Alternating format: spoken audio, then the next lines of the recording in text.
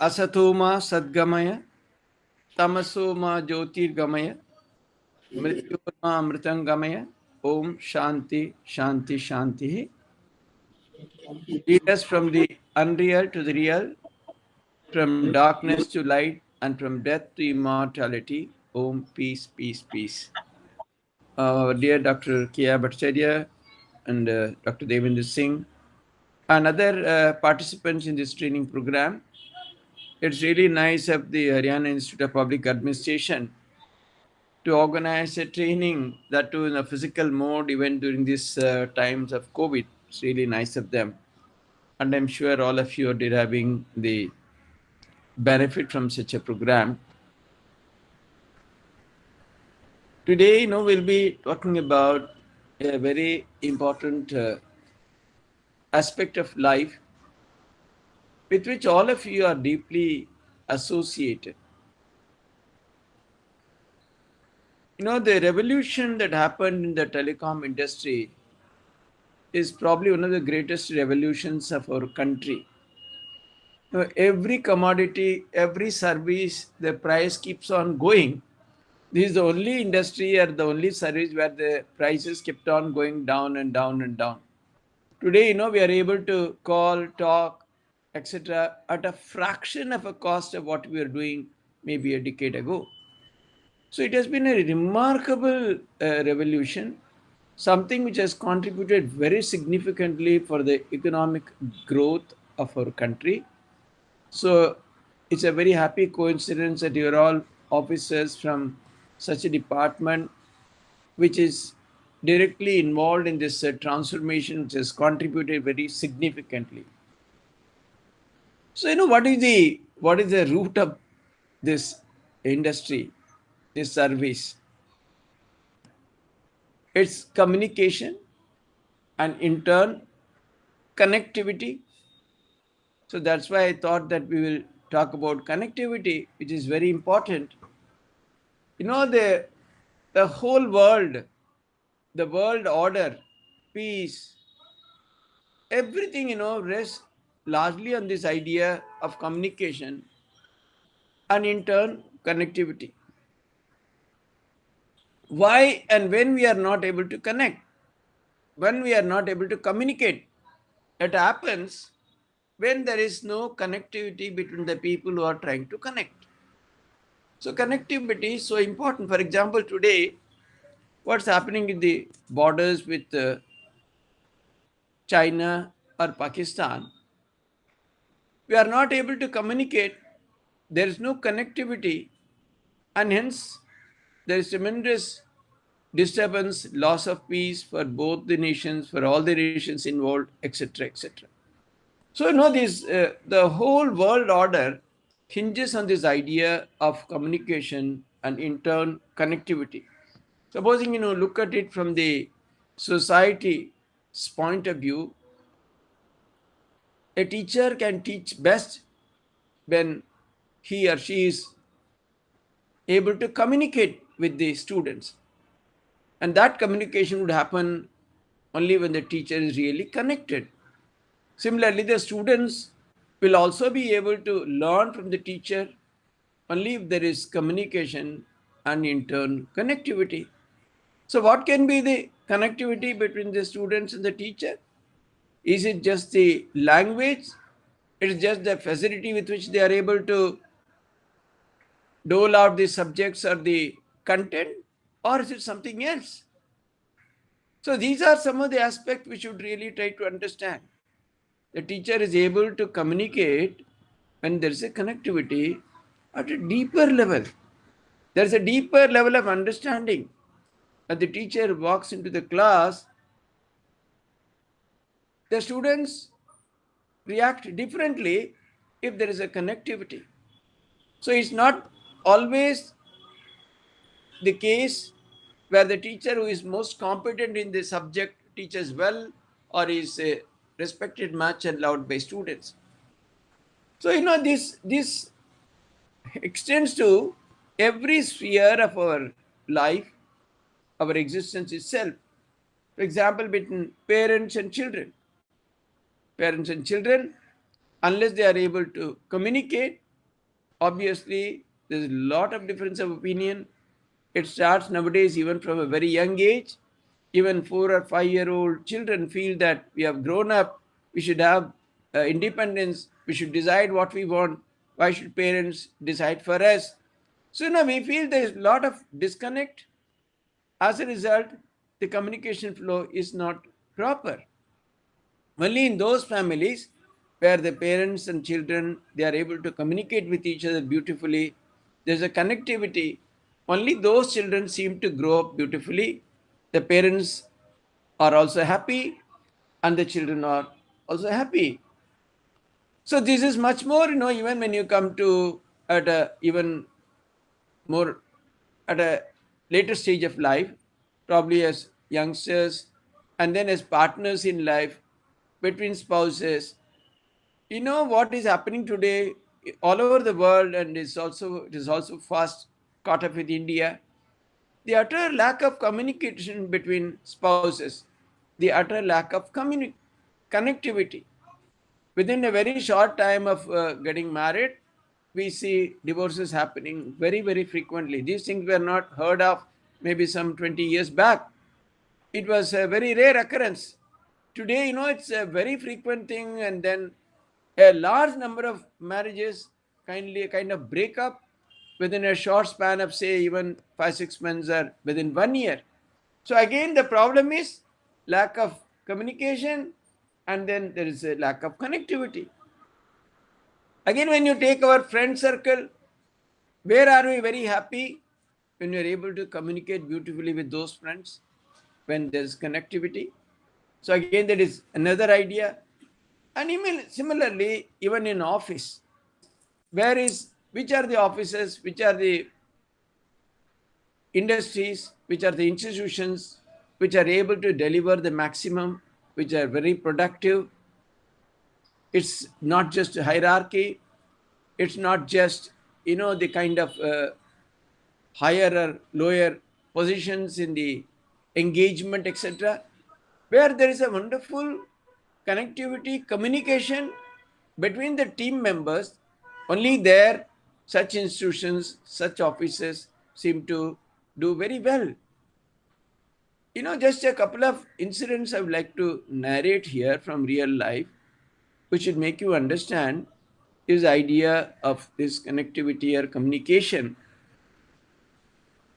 There was a very famous cricketer who used to play for Tamil Nadu in the Ranji Trophy. His name was Shanmugam. He was a very dashing batsman. And he also happened to be the manager of a bank, of a branch of a bank, a nationalized bank, Indian Overseas Bank. Actually, those days managers had a lot of responsibilities. It was not only just giving loans or gathering deposits. They also have to see that branch functions well, the books are balanced, the returns are sent to headquarters, and so on. There are much of those things used to happen physically. You have to write, fill in the forms, get them typed, post them, and so on. And people would always marvel that branch where the manager had to frequently go on other duties, like playing for the state cricket team, someone who had to travel frequently. That was one of the most well managed teams because they were so connected. There's such a beautiful communication. They never felt that he was a big boss standing with a rod or trying to punish them and trying to extract them or something. Everything would happen beautifully. Only he has to telephone and ask, have the books been balanced? Have those things been sent? Yes, Shami, Shami. They used to call him, all the staff used to call him Shami. And they would be very happy to do and keep everything in order even his absence. So, again, here the idea of communication, the idea of connectivity. In the 1970s, I used to visit a branch of Central Bank of India in Calcutta. It was a huge branch. It was one of the biggest branches in the country with something like 1,500 employees. Even in the 70s, imagine 77, 78, those days, early 80s. Those days, it was a different atmosphere. People would get salary for coming to the office and overtime for doing the work. Now all those things have gone. People have to stay late and finish their duties.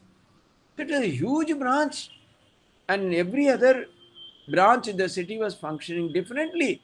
But here was a branch. After the office hours, several times I've gone there at evening 6, 6:30, 7. The whole office will be buzz with activity.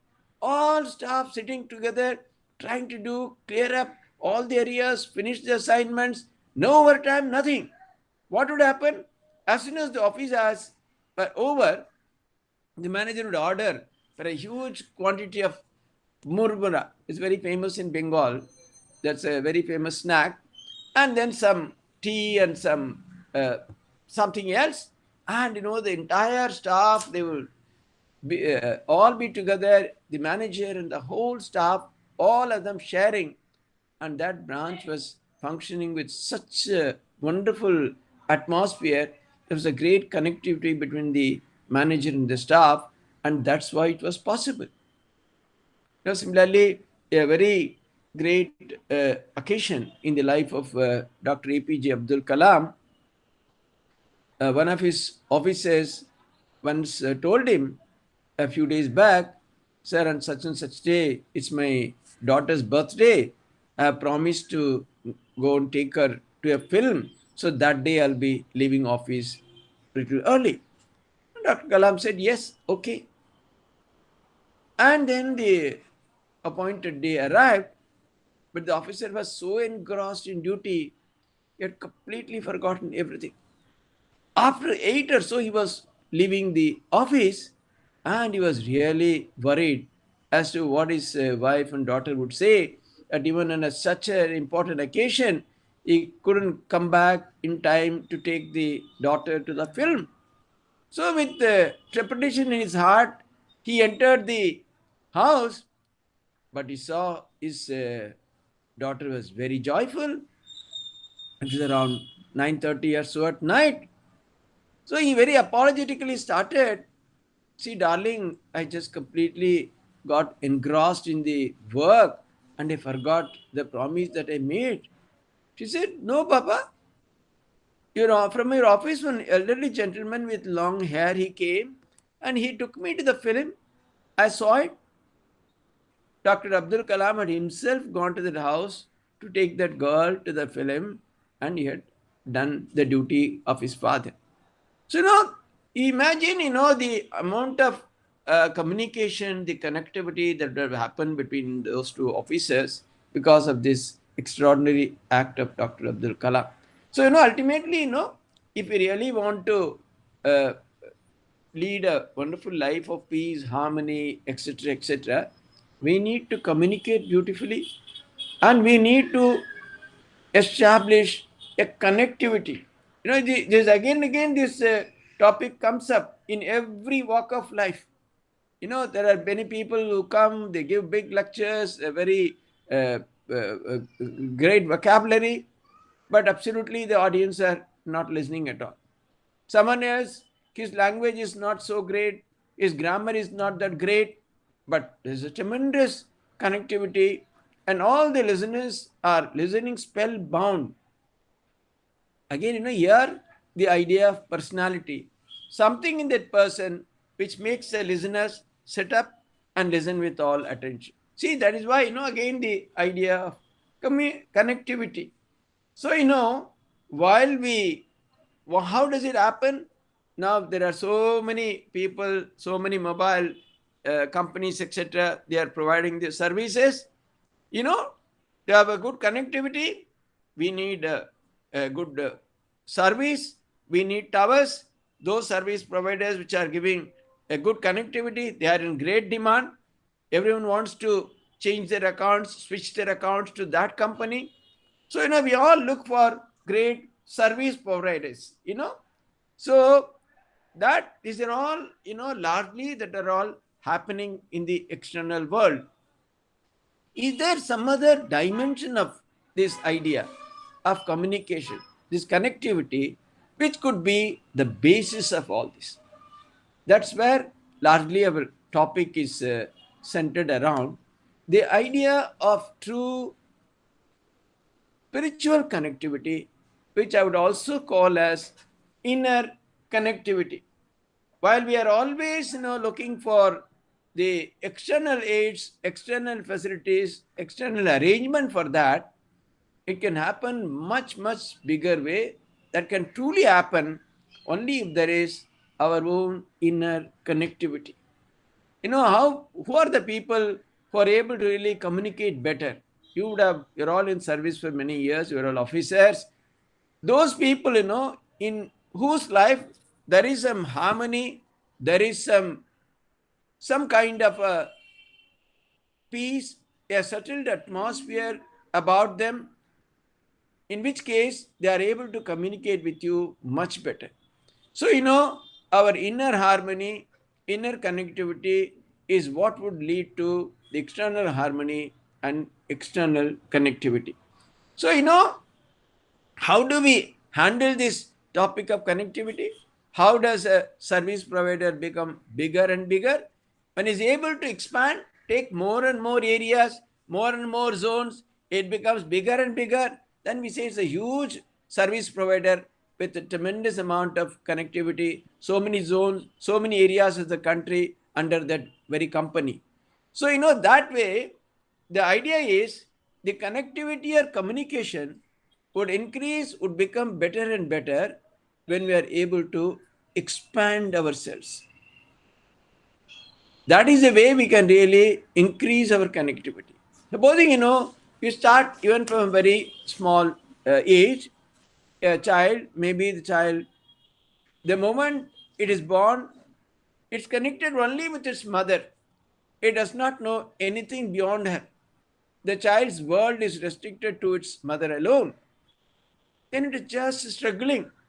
As it becomes bigger, as it starts exploring the world, as it expands itself, it's able to connect with more and more people, with father, with other guests, with the sisters, with siblings, and with the world outside. Even as it goes to schools, if the child thinks I'm just a student, yes, there is one identity. But if the child thinks that I'm not just a student, I'm even beyond that, I'm just a resident of a colony, the student does some work which is for the betterment of the colony, saving some water, doing some cleaning, doing some other things, being involved in the welfare of the colony, then such a student is just not only a student, it's slightly more expanded, then such a student becomes also a member of the colony.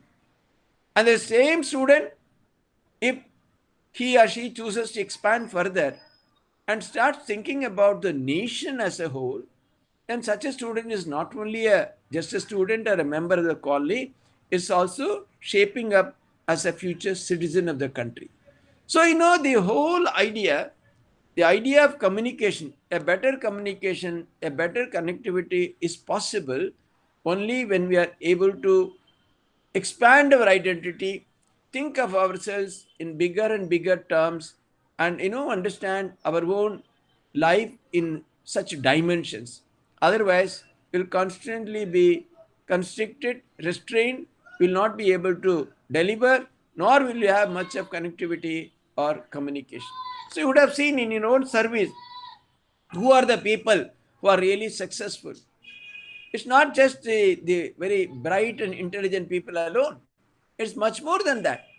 People who have, in some way or other, expanded their identity, not just only about their own position or their own job, but they are able to, you know, connect with many more people, take up other responsibilities, stretch out to people who need their help in so many ways. They are the people who are much sought after. They are the people who have been able to expand themselves, and then they are able to connect with others much better. So, basically, we saw that how this idea of connectivity is so important, and that is at the root of all communications. And unless we are able to communicate, life cannot be meaningful, life cannot be wonderful. So every day, you see, particularly in the nation, you see every now and then big agitations, big disturbances, people's the lives are impacted, ordinary citizens are put to a lot of difficulty. Whatever we try to achieve in terms of progress, growth, etc., all get stunted, all get diverted because of something or other. Why? again, there's a huge communication gap. There is no connectivity. The government is thinking one way, people are thinking differently. Someone is taking up a cause, then there are protests, there are agitations, and so on and so forth.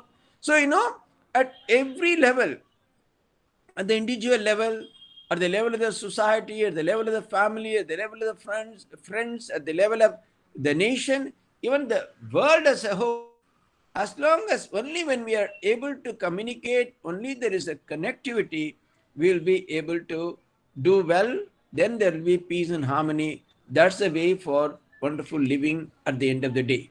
Now we know all these are done to an extent possible at the external world. Is it possible to start this exercise even from our own internal world? That is where probably we'll be able to achieve much more. And then a person is more and more connected at the internal level, at the internal world, then and only then a person will be able to communicate much better at the external world. And that is where his communication skills will be really top class. Now, what is this? What is this internal world? What is this internal connectivity? What is this spiritual connectivity that we are trying to talk about? That's because, you see, what is it that restricts our expansion? What is it that restricts our becoming bigger and bigger? What is it that really restricts our reaching out to others, extending to others, doing much more? But recently we saw during this COVID-19 how even many of the health workers were treated very shabbily. They were not even supported. They were threatened. Many places they were even attacked. They were asked to vacate the homes where they were living. They were serving. The maximum casualties happened amongst the health workers, if you see in terms of percentage. But yet, people were not able to recognize. That's because, we had not really expanded.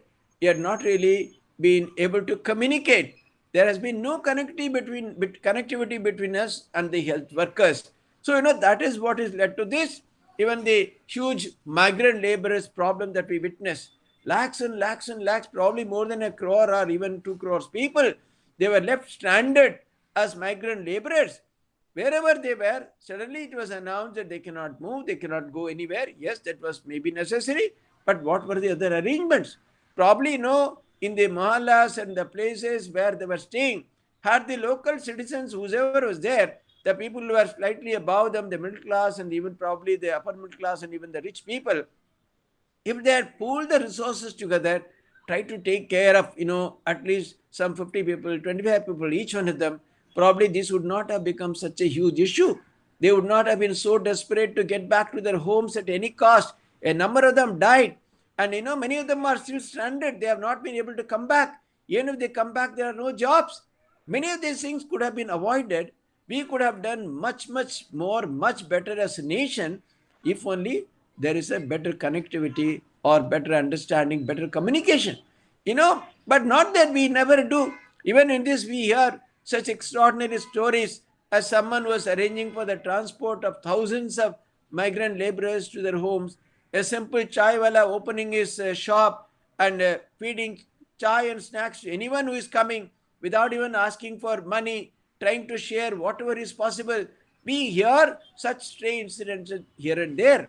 But, all these have to happen in a much bigger way. It happened really. Some years back, Chennai suddenly witnessed unprecedented floods. Such rains the capital of Tamil Nadu had never seen probably in decades. Suddenly they were totally unprepared. The whole city was flooded.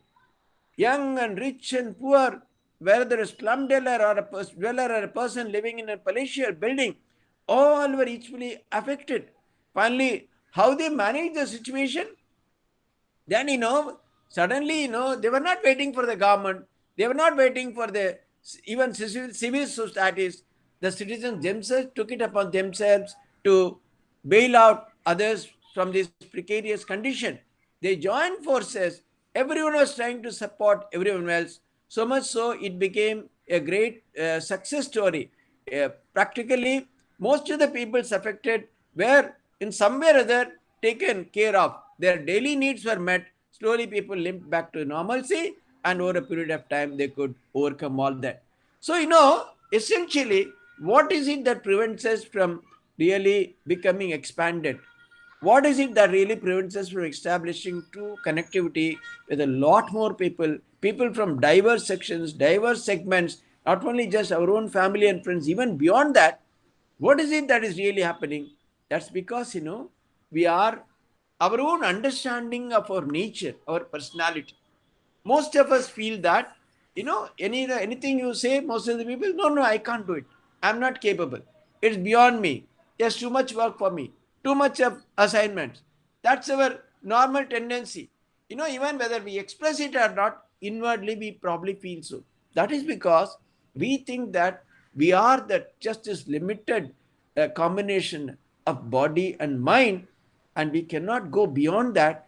And that's what brings all this restriction in our expansion, in our ability to communicate, and then in our ability to really connect with many others. So the first thing, if you want to look at from this point of view of our inner connectivity or our ability to communicate, is to examine our own personality. Are we just this, or is there any other dimension to our personality, our life, to which we can connect, to which we can, by accessing which, we are able to do much more in life and achieve much more? If you think of all that, today, again, people talk so much about this great personality called Sachin Tendulkar. If you see in Bombay or any city, or even in rural people, there may be far, far more talented players. But why only a Sachin Tendulkar could make it to the top? Somewhere, the idea that inner connectivity, I'm just not just limited. I can do much more. I can achieve. I can cross all barriers. I can become the greatest. I can become the most important player in my country, and so on. So, somewhere the idea to connect that we are beyond this. It is not just this limited idea of body and mind. Once you understand that, that's what you start exploring your own inner nature, and that is what you start expanding, and that is how your connectivity will start slowly also improving more and more. I would give you just a couple of examples. Supposing you are very very religious about your routine. So every day, maybe night at 8:30 or so, you go back and you must have your dinner, and you are very particular about your routine. Every day you get, supposing a day, 5-10 minutes later, oh, no, why do you delay? It's my dinner time. I'm very used to be punctual. I must have my dinner. But then suddenly that day you see there are still 5 minutes for your dinner time. You switch on the TV. Suddenly you find that 26:11. Suddenly, you find people running here and there. A lot of shooting is happening. Everything is being telecast. People are dying. There is no time for you to think about anything else. It goes on and on and on. And then, till probably till 3 a.m. in the morning, you are glued to the TV. You're watching it. There's no thought of dinner. No thought of, getting disconnected even for a minute. How is it that you could that day do it a little differently? Because suddenly you felt a greater connectivity with all those people who are suffering, who are caught there, who are in the grip of the terrorists. Something was happening. Suddenly, you felt that you just can't be thinking just about yourself. You just outgrew the idea of your own limited understanding of yourself, and that's how you could not think about your food or anything else, and you're completely engrossed in that. You're participating fully. You're physically away, but mentally, inwardly, you're totally connected.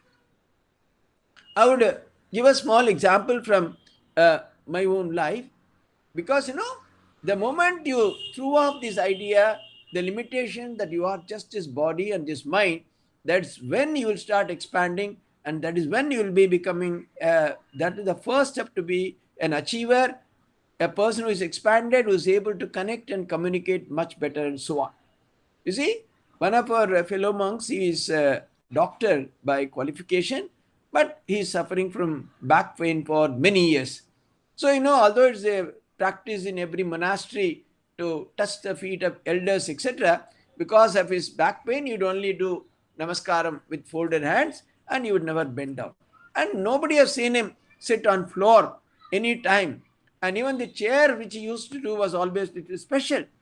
But in 1986, all the matches, it was a World Cup held in Mexico. The whole matches were telecast throughout night in India. It would start at night 10 o'clock and end at morning 4 a.m. or 4:30 a.m. That was the routine. A person, but he is a great football fan. The person who had never sat even for a minute on the floor, because in a monastery you don't have much big arrangements for watching and all that. Somehow one small TV was there in a library. I saw personally this person day after day sat throughout the night and watched every match. So how is it a person who is having such back pain, who cannot just bend even for a moment, do like that? That is how, when you really, there are moments, each one of us feel that we are not this limited individual, we are beyond that. When we connect to that greater nature of ourselves, when we feel we are different, it's possible to access greater dimensions of our personality. When we go beyond the limited idea that we are the body or we are the mind, and that is when we start really expanding, and that is how we really do it. But normally, the way we are constructed, the way we are born, the way nature has created, always our tendency is to, go outward, outward.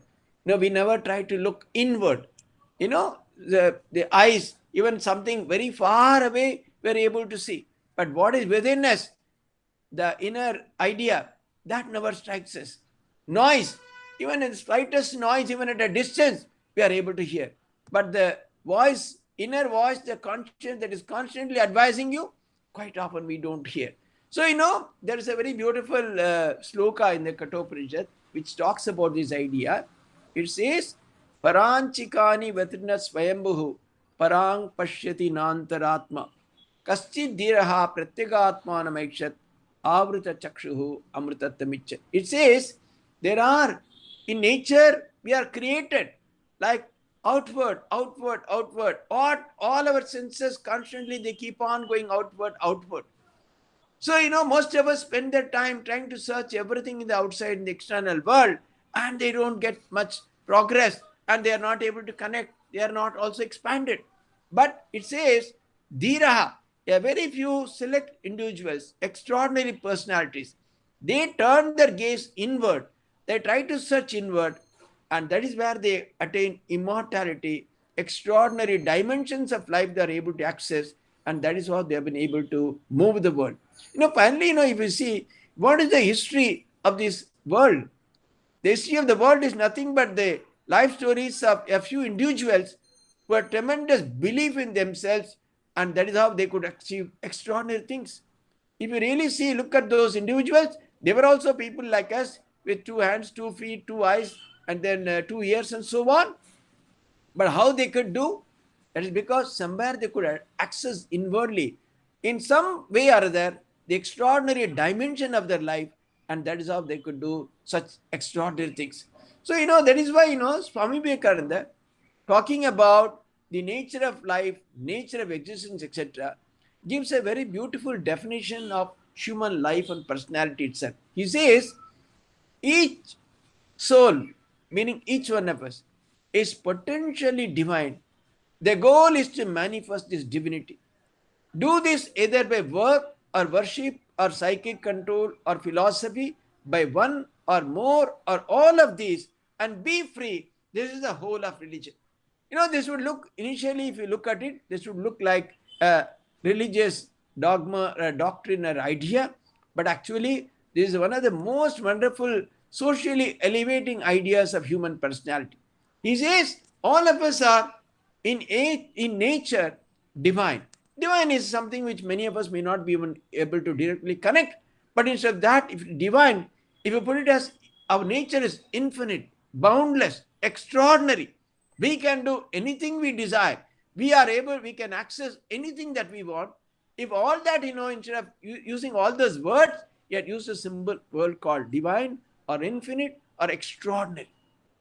And he says the goal of life is to realize this extraordinary nature of ourselves, that we are not ordinary, we are not constricted, we are not constrained, that we have no limitation in that sense. To realize that, to understand this extraordinary nature, that he says is the real goal of life. And how to do this? He says you can do this.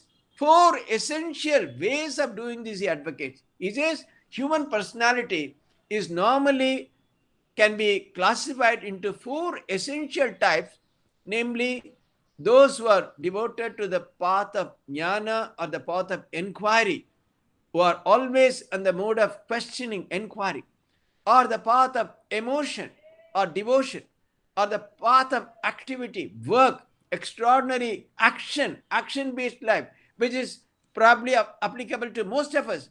And then a few who are related to the path of tremendous meditation or inwardness. He says we can do by any one of these methods. And by doing that, he says, what he would say, he says, you would become extraordinarily elevated. You will feel a tremendous sense of freedom. And that is, he says, the real goal of life, or that is what all of us should do. So, if you understand this, if you see wherever people have succeeded in life, whatever they have been able to achieve, largely because of this connect, knowing that within them there is tremendous power, within them there is tremendous possibility. So many people appear for the entrance exams. So many people, there are lakhs of students appearing for engineering, medical, IAS, etc., etc. How some people alone succeed? Does it mean that all those who have not been able to make it were less intelligent or less capable? Only those who had this tremendous belief, who could access inwardly their own, in a small way, their extraordinary dimension, they alone could become successful. So, this going inward, accessing our inner strength, inner capacity, inner capability can be, applied in any field of life. If you do it in the field of sports, you become a sports star, sports personality. You can become a doctor, you can become an engineer, you can become an officer in the telecom department, you can be an IAS, IPS, anything. Those who go a little higher, they become great Samaj Sevis. You've heard of people like Mahatma Gandhi, Abraham Lincoln, and then Nelson Mandela. What was it? A man who spent 36 years of his prime life in prison. What for? What was his personal gain? What could motivate him to do that? Somebody had access within himself that extraordinary nature which Swamiji talks about, divinity, in such a way that he thought that he was responsible for the lives of millions and millions of people. He never cared for his life. All his youth, from the age of 36 to 72 or 73, he spent in prison. And even several years before that, he was busy in the movement. He had to hide, he had to escape the police arrest and all that. So his entire life was spent that way. Was there a word of regret when he came out from the prison? Did he say that now arrest all the white people and put them in prison? His was the most wonderful life of harmony, where he did not say a word of condemnation or criticism about those who put him in jail for 36 years. So, this idea of accessing our inner strength, our inner nature, inner spiritual dimension can bring us a tremendous amount of connectivity, and that will enable us to communicate beautifully with many people in many dimensions. So, more and more you do it. So that is what Swami Vivekananda became so great, because he felt that he could really solve the problems of many more people, and that's why he did not aspire for his own career or possession or anything. So he went on to spend his entire life in the service of humanity. So there are many such examples. The society, more and more such people emerge. Probably more and more will be able to serve the individuals, the societies, the families, the communities, the nation. So everywhere we need these kind of expanded personalities. So, in one way, probably, which all of us can access is because Swami Vivekananda says each nation has some very special characteristics. As far as India is concerned, he said, Tyaga and Seva. Renunciation and service are the two important ideals of the nation. And once we intensify them in those channels, he said the rest will automatically take care of itself. So, if you examine the world today at the individual level, at the level of the family, at the level of the institutions, the community, nations, world, everywhere, these are the two guiding principles. When you have a teacher who has in him some of this idea of service and sacrifice, he would sacrifice his personal extra income, time, do the service of teaching the students well, probably he would make a wonderful teacher. A telecom officer, if he doesn't only think of his own personal benefits, if he is able to take out more time, attend to other things, sacrifice a little of his time, maybe sacrifice a little of his own extra income and serve, he will be a wonderful telecom officer. So, in every field of activity, the politicians, the leaders who are leading the country, the ministers, IAS officers, officials, everywhere, even in the family. Where are the family? Which families are really happy and well oriented? Where there is harmony and peace, as the family members, each one of them, in somewhere that exhibit this in a small way, this idea of sacrifice and service. Once you do this, probably that is how you can, bring about a better harmony at the individual life in the level of the family. Because you find that it is possible, you can, where they are able to contribute to each other, to the welfare of the family, that's how there is harmony and peace in the family. So ultimately, these two principles, along with the idea of in some way trying to understand our own extraordinary nature or the power of personality, that is what would give us a different dimension, a different approach to life, different ability to expand, different ability to connect, and in turn to communicate. And that is extremely important. As officers from a sector which is so deeply involved with connectivity, I thought it's more important for all of you to connect to your own inner dimension or spiritual nature, and that's what would make your life blessed, would bring peace and harmony in your life, and you will be a blessing to yourself and to the society. Now I would leave it to the floor to communicate, connect, and ask questions about what we discussed, and whether it made sense, whether they would like to uh, engage in a more detailed interaction. I'm available. Yes, Mr. Devendra, Dr. Kaya, you can ask the participants to, because they are busy taking tea.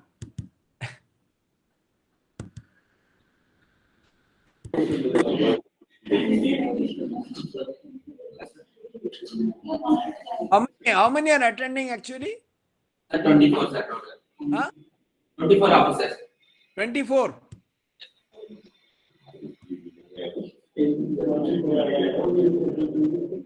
I'm hardly able to see about 10 people, in the screen.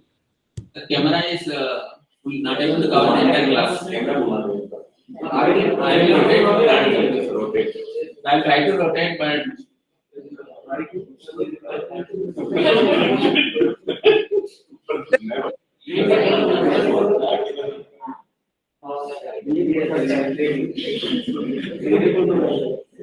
In case they are interested in asking questions, they are welcome.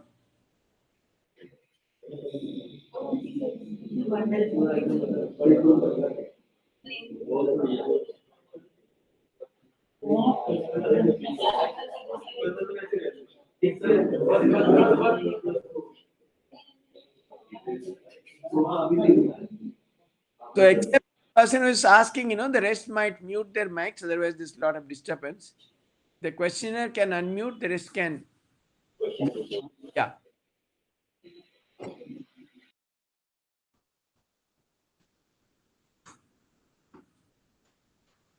Please ask question if anyone.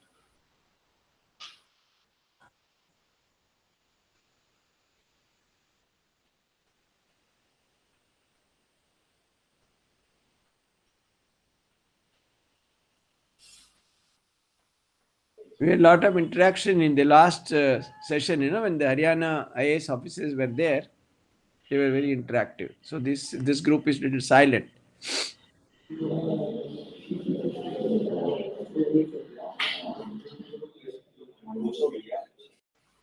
You see, you must communicate. Otherwise, from your department, how will you be able to establish connectivity? If you listen to something for 45, 50 minutes, Hello, does it sir. make sense to you whether you agree or disagree? Yes? Sir, hello, sir. Am I audible? Sir, I have a question. I have a question, sir. Yeah. Devendra, please kindly mute yourself. Yeah, please tell me. Sir, there are always confusion that whether to be honest or to be diplomatic in situations. Ah, Which yeah. is better according to you, honesty or diplomacy? Where is the question? How does this question arise at all? We have to be only honest. Where is the question? See, those who are dishonest, it's all only for the short term. The moment you resort to dishonesty, then you have to cover one lie, you have to tell 10 lies. There's always a fear somebody is watching, somebody will find out. You ask any dishonest person, they are the terribly afraid constantly. They're always living in fear. There is so much of uh, unrest in their mind. What is the point? See, what Sir, would dishonesty bring? Maybe little more wealth, little more comforts. What is it? People are using dishonesty to make money, to make some more, have some more cars, a better bungalow. After all, how much space we need to sleep? 6 by 3. Even a very tall person can sleep in that dimension. So what's the point? Somebody has built a house in Bombay. It's 150 floors. It's 10 floors are allocated only for cars. What madness! You see, you may eat a 100-course dinner, and you may eat very good chapati and dal, homemade. Would it make a difference?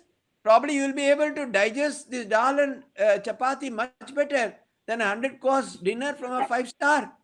See, people should understand, why do we need? After all, we need money just to live reasonably, and that is, most of the people can make it by honest means. Why not have peace of mind? Why not sleep peacefully at night? Why resort to dishonesty? Where is the question? I'm surprised.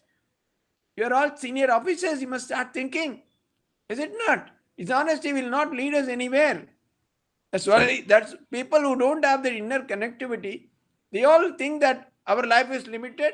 I have to somehow pamper this body. I must have more conveniences. That's what makes their life miserable. So they understand that the real happiness, real peace, real satisfaction comes from an inner dimension of life. Then they start going inwards. They practice meditation, they practice other disciplines, and they are far more happier. They don't need so much. So the more and more you restrict your needs that way, you don't have to be dishonest at all. You see, in Delhi today, a family with husband and wife and 2 children, their monthly income is 5,000 rupees. They are also living. There are families, same 4 members with 50 lakh income per month. They are also living. What does it mean? Somewhere we are getting our arithmetic wrong. It's possible to live comfortably with far less than what we normally possess. Only thing is, somehow we have placed all our attraction, all our goals, all our orientations to external life. We think that, if a good car can bring you to office, what is the need to suddenly go for a higher variation, spending a few more lakhs? No need at all. So, if you understand life, its dimensions properly, the moment you understand that real peace, happiness, harmony, etc., from going inward, from an inner dimension of life, that's how you'll be able to expand, able to communicate, able to connect better. So obviously, there is no question of, I would understand if a small child from a school has this problem. People who have been in service shouldn't have this at all. Good Yeah. afternoon, Namaste Swamiji. I'm Kumar. I'm from ITS 2018 batch. And my question is that today we see that the connectivity and communication between people in offices is decreasing. So, what can we do to increase that communication gap? Yeah. Devender, can you just repeat, because no, the audio was not that clear. What is the question? You can. question is that what should we do to reduce the communication gap in offices? That's what you see. That's what That's what he was talking about the whole time. See, what is the reason for this communication gap? The reason for this communication gap is we have understood ourselves in a limited way. I think that somehow my post, my position, my family, my income, my this thing is all my concern. The moment you get out of this, this hole, pigeon hole which you have fitted yourself in, the moment you think that no, my life is much bigger. I am meant for far better things. I am just not just to live for myself alone. A little expanded look of yourself that would come when you understand your own inner nature. When you feel that this is not that. You see, the point is, the more and more we go inward. For example, I give you always this example. Supposing you go and take a very big dinner in a 5-star hotel, and you come back, maybe you spend some 5 to 6,000 rupees. But can you tell your stomach, no, for the next 10 days you can't ask for food because you have taken a dinner in a 5-star hotel. After 2 hours or the next morning, again you will get hungry. But supposing you listen to a very nice music, a very good bhajan or some Shastriya Sangeet, which doesn't cost anything, somebody else was playing, somebody you download it without spending a paisa, you listen, the effect might last for 3 days or even more. So that means what? When you go inward, when you go from gross to subtle, that's how you'll be able to access your inner powers, inner capacities. So the communication gap happens because we have limited ourselves. We think that we can only do this much. My own interest is a paramount concern. When you come out of that, when you think that no, I'm not limited. Where does it happen? Always because it's relating to some assignment, some duty, some benefits, some promotions, some postings. Supposing always not, all right, let the other person get it. You'll find that you are far more happier, you are able to handle the situations much better. So, the communication gap would reduce only when you learn to expand yourself, develop a better identity for yourself. That's very important. Swamiji, how to explore our inner self? Like, what are the ways in which we can explore our inner self? To explore oneself, one need to give time. Absolutely no, we are running from morning to night. We are that way, we are the most unselfish people because now we don't care for ourselves. We are so unselfish, no, day and night we are only running here and there and not caring for ourselves. That won't do. You must take out time. Spend at least some 20 minutes, 25 minutes, either first thing in the morning or before going to bed at night. Just sit calmly. Think about yourself. What you see, Sir. you take out time, spend that way, try to analyze your personality, understand your personality, what is happening in your life. Are you able to communicate? Are you able to expand? What all you did during the day? That kind of a self analysis, trying to go through your own life every day, that would make you much more alert, much more inward seeking. Then, of course, there are higher steps, higher aspirations that we can deal with later. It's not possible to do everything in a single class, but this is the first step to increasing the quality of your own life. Not in terms of better facilities, bigger cars, bigger bungalows. No, that would not give you a better life. Better life is when you understand how to go a little deeper into your personality, how you learn to understand yourself. This kind of a reflection, which in our traditional shastras, which call as vichara, discrimination. If you do it every day, you will find that within a matter of months, you'll be able to communicate better. Swamiji, this is Pranay Divakar. I am an officer of ITS 18 batch. Sir, I have a question. As a human being, though in his life, so he is just going through different kind of relations and different kind of phases in his life. So, how to maintain this across phases communication so that we should not be having communication gap and we will not be having conflict of interest arises and the relations doesn't get broke or any kind of issues arises in that. Yeah, you see, the point is, this is, each one of us have to have, several these kind of relations. We have so many roles to play in life. No, again, the solution is quite simple. The solution is more or less it's the same way. Just, first of all, as a first step, take some time for yourself. Analyze yourself on a kind of daily basis. Spend some time, at least 20 minutes. Try to sit quietly. You don't have to follow any great religious discipline or anything. Taking some 20 minutes, 25 minutes or half an hour for yourself, probably the first thing in the morning, after getting up, washing, and then, maybe having a cup of tea, you sit and try to think about life, its dimensions. What have you done? Where life has led you? Where can you make it more meaningful? Where is the way to peace and blessedness? Then you slowly understand that how again and again and again and again our own narrow selfish interests, narrow selfish dimensions of personality destroy our peace and happiness and harmony and all that. So, supposing we take it as the mission of life, no, slowly every day I will expand myself, try to have a better view or identity of myself. Then you find that suddenly, people are able to relate to you much better. Once we remove that hurdle, that block of restricting myself because of my own selfish interests or my own preferences, it's wonderful. In a small thing in a family, there are three people, some program. It's my program time, my program time, all the three are fighting. If one person takes, all right, you see it for 2 days, I will see it later. Immediately there is harmony. So, everywhere, as I said, essentially this idea of, learning, at least in a small way, to sacrifice a little and to serve a little. These are the mantras, whether it is family, office, nation, world, everywhere. These two mantras, sacrifice and service, incorporated in a small way in your life, every day you will see amazing results. So that is what would address all these problems, communication, these, that, everything would be addressed. Somewhere, we must bring this idea in our life.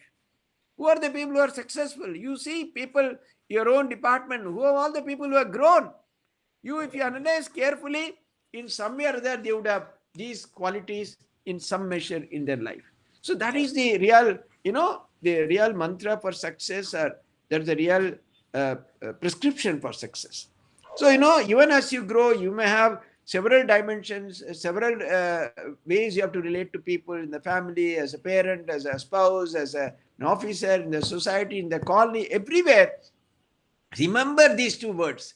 These are the real mantras for success to life, and you will find that you're never at a loss, you're never dissatisfied, you're never, there is no loss of peace in your life. Thank you so much. I'm Rakesh Goyal from ITS 2019 batch. Acha. I have a question. How Yeah. do we handle the situations when there is a conflict between the religion and the science? Between In the religion and the science. religion and science. You're asking between religion and science? How to handle the situation when there is a conflict? How to handle the situation when there is a conflict between religion and science? Yeah. Religion and science, if there is a conflict, you see, you follow what you feel is logical, what is reasonable, what satisfies your questioning mind, your logical mind, that you have to obey. The other one you may reject, no need. But quite often, we're trying to understand, are we really logical? That is very important. Quite often, illogically, we try to solve that problem. That's not correct. You have to be logical. Once you address the issue logically, if there is a conflict between science and religion, go what the logic says, what your mind logically is able to understand and appreciate. You start with that, but then always leave scope or room for some other thought prevailing if a better logic emerges. Often, initially we start, this is what might appeal to you logically, but then slowly over a period of time, if you're open to changes, if you're that kind of a person, you will find that you may even accept the other view that might become even more logical. So there is nothing like, nothing dogmatic, nothing hard and fast is to be accepted that way. Whatever ultimately it should, because, if you accept something without being logically convinced, that might not serve you in the long run. Somewhere or other it will break. So it's always good to follow logic, and that would help you. Science and religion should not really be in a conflict at all in one sense, because both are approaches to truth. One approach is at the level of the material side things, other is at the level of transcendence. That's the difference. But both are approaches to truth. Essentially, there should not be a conflict. But then you must understand the dimensions where we are comparing them. Just like you can't compare an apple and a pineapple. Pineapple is totally different. Apple is totally different. When you compare, when you measure, when you work it out, it should be there should be a domain match. Otherwise it will not work out. It will be a wrong comparison or wrong evaluation. Thank you, sir. My name is Bhupendra, an officer trainee of Indian Telecommunication Service. So, Swamiji, most of us know that we shall live freely, do not take stress, too much burden, but still most of us do not able to live like that. So, what actually opposing us to live freely to full potential? Yeah, you mean if most of us are not accessing our potential, you are saying that? Yes, exactly. Yeah. See, the point is that's what you must make a beginning somewhere. When we know that this is what it is, you make a beginning somewhere. Take a task like that, more and more. Suppose you get a small success somewhere, you may fail initially also, but we should never give up. That is how you would see anything like that, anything you attempt, anything that attracts you, anything you feel you can. So you make a beginning somewhere, and that is how you'll find that you're able to do more and more. And there are people who are able to do 10 tasks at a time. Because, unless you attempt, you will never know your potential. Yes, you may meet with some failures initially, but you should not become deterred. You should not give up. You should continue. Then you will find that after a couple of tries, after a couple of attempts, you are able to get some small success. And that would again, enthuse you to go even much higher, try new things. So, always, the point is, most of us, what we do, particularly those young officers like you, once you get a career, they think that it's the end for all learning, all studies, all attempts. No, you should know this is just one step I have achieved in my life. I have far great distance to go. So keep on exploring. Find out so many other dimensions which you can now explore, you can understand. Then you will find that you have more and more capacity. You can do so many other things apart from being an officer in the telecom department. So, in the first and foremost is that belief. That's why Swamiji always says, see, that's all because of our own educational system. He always said that education should instill in the students a tremendous sense of Atma Shraddha or self-belief. He says this is the one component of education that is most vital and that's totally lacking today. Anyway, even if you might have missed it, but because you've already tasted some success, you have been able to successfully crack this exam and enroll yourself as a telecom officer. Now you see that no, this is just a beginning. Find out what are all your other interests, what else you can do, in how many ways you can engage yourself. So associated with such groups, such people, suddenly you will find that you are a part of 10 other initiatives or 15 other initiatives. So, never put a limit to your physical or mental limitations.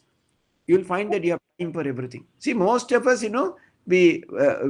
people waste enormous time in sleeping endlessly or chit-chatting or wasting time like that. Conserve your energy, conserve your power, conserve your abilities, channelize it in different directions, explore. You find that you are expanding and you are able to access more and more your potential. Don't just give up, relax, thinking that, oh, I have become an officer, I have nothing else to do. No, it's just a beginning. You are in service only for 1 or 2 years. You have so much more to do. You can even have a crack at IAS. You can do even many more things. Why not? So have that spirit and keep exploring. You will be able to access many, many other dimensions of your own potential. You'll be amazed. Thank you, Swamiji.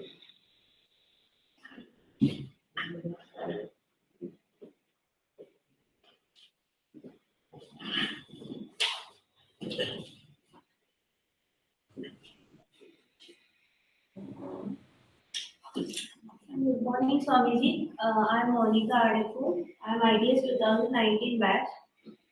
Yeah. Today, I ask you one thing. Many times we overthink of the past and future. We'll have regrets about past and fears about future. I would like to know how to live in present and enjoy the moments. Yeah. You see, the point is, any discerning person, all of you are very intelligent, bright officers. That's why you could join. See, the past is, it's very a little introspection, a little what I said earlier also to someone else, the ability to reflect. What has happened happened. Can we undo it in any way whatsoever? Any logical person, any right thinking person, any reasonably intelligent person, what has happened. No one can write it back. So we should completely, ignore the past.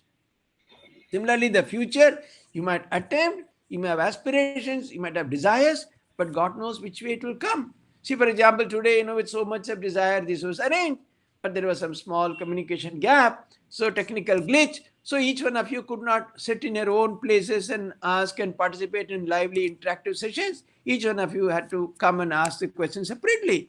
But then, if you think that, oh, it didn't happen, no, we are gone. Let us make the best use of it. See, remember that. See, a moment gone is gone forever. Every moment in front of us. See, that is one of the greatest secrets of success or success of wonderful living, because past is very clear, we have nothing to do. Whatever has happened has happened. You cannot set it right. You cannot undo it. So what is the point? Any logical person, any right thinking person would never look at past. You should completely, forcefully wipe it away from your mind. If it comes, again, tell your mind, doesn't matter. It has happened. I will do something to now. I will do it differently so that such things do not happen in my life again. You learn from mistakes. You learn from the past. There can be learnings, but there's no revisiting constantly or brooding over. That will only upset you. That will spoil your health. Everything it will spoil. So regarding future, yes, one can have aspirations, but one should not fear, or one should not have too much of that kind of thing. No, it has to happen, it might not happen. See, I always put my best foot forward. Now, these are the situations in front of me. I can do it this way. I will do it the best way. I will not bother even if it doesn't happen. See, sometimes, you did it. Oh, probably if I had done like that, the result would have been better. No, doesn't matter. I have given my best shot. This is before me. This is how I am going to live. Then you will find that slowly you are able to get over the ghosts of the past, and also you won't be dreaming unnecessarily about the future, either positively or negatively. So you will start. So for that, again, no. See, all that would happen if there is some kind of a little inwardness reflection. You must understand, what does past and future, how is it going to impact you? Tell me. You might have lost something materially in the past. You might gain something materially in the future. These are all very small compensations for our true nature. What does it matter whether you have a one car or two cars, whether you have 5 lakhs or 10 lakhs? These are all the differences that is going to make our life the past or future. Maybe some useless relationships or something. All that can easily be got over. Once you understand that my own nature, my dimension is something different. I am by nature that infinite. That is my nature. I am of the nature of consciousness. I am of the nature of bliss. I am not going to be cowed down. I am not going to be tied down by these small limitations. Once you understand that, you'll always walk with a spring in your steps. You'll never be bothered. Yes, it happened. Even if somebody asks, yes, it happened. So what? It happened. That's over. I've got over it. I've started a new leaf. I'm doing something new. See, quite often, what the past is always, it says in terms of, somebody might know, somebody might say, somebody might criticize. You should never be afraid of that. Yes, I did it. I did a mistake. Doesn't matter. Now I will get over it. Regarding future, let there be no fear.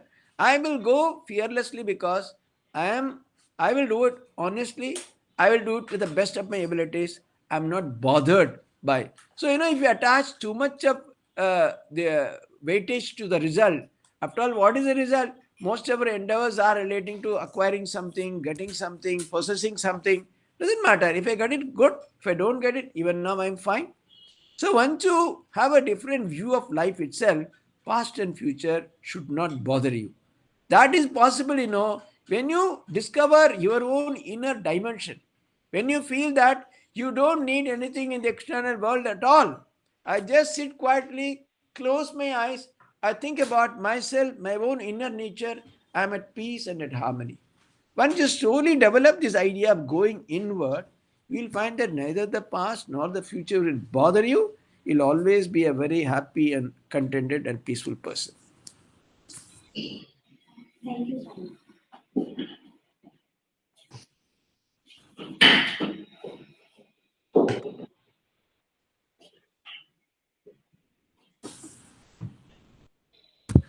Thank you, Kaya. Probably you can. Anyone who can ask? Otherwise, we close it. Good morning, Swamiji. I am Raghav from 2018 batch, sir. Yeah, I think no further questions, sir. very It was good. very interactive, sir, and you have answered all the questions very clearly, you clarified all our doubts, and you have connected us spiritually with your words, and you are motivated to do exceptionally and extraordinary with your words. Thank you for your time, sir. Thank you. Thank you. Thank you very much. Thank you, Thank Swami. you, Devadaji. Thank you, Kaya. Thank you.